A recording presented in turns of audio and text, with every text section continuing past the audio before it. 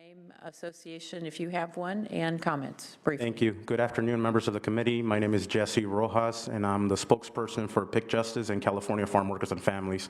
In the interest of time, I'll keep this to the point. We have a lot of individuals who have traveled far, and first, I'd like to acknowledge farm workers who, regardless of anyone's personal feelings towards this issue, they came up here to voice their opinion, and I want to acknowledge that they're here today and thank them for doing so. So first of all, this has been going on for years. It's not the first time that they come up here on their own time, own dime, and speak out on their issue. There has been dozens of protests by thousands of Latino immigrant farm workers across the state for almost 5 years. And all these protests have been for one simple reason. And we can sit here and debate over law, case law, and pending litigation, but the reality is this. It's that these farm workers, over 3,000 of them, want the same rights that all other workers across the state and across the country have today.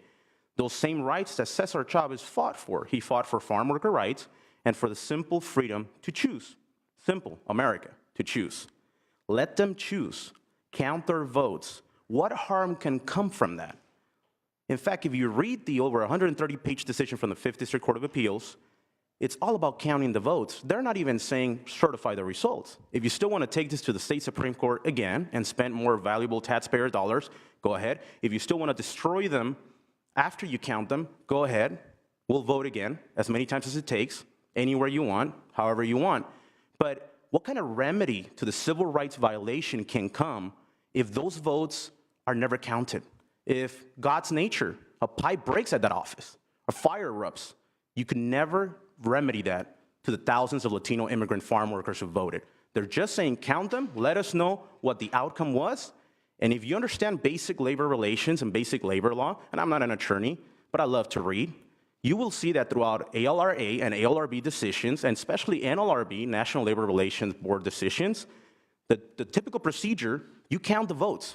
You could do a hearing, you could file objections, you can file ULPs, the whole legal process, but you count the votes and you let the parties know what the outcome was, and then you litigate it and you do the other things. So the real court has now said that and ordered the ALRB to count the votes.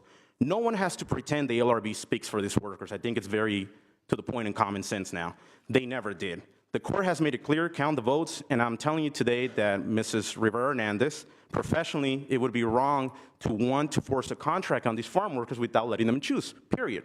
Imagine if your own staffers in this building did not have the right to choose, if something was forced upon them, or to you for that matter. Imagine if your votes were not counted every 2 or 4 years. Imagine if our military personnel across overseas, their votes were not counted. Why are they different? How are they different?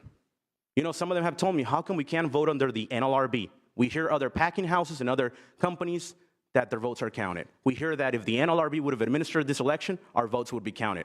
Would they be certified, the results? We don't know, but they would have been counted. Why not us? What's wrong with us? They always keep asking that. So treat these workers with the respect they deserve and simply count the votes. And thank you for listening to me today. And I oppose Mrs. Hernandez for reappointment. Thank you. Thank you. Please come forward.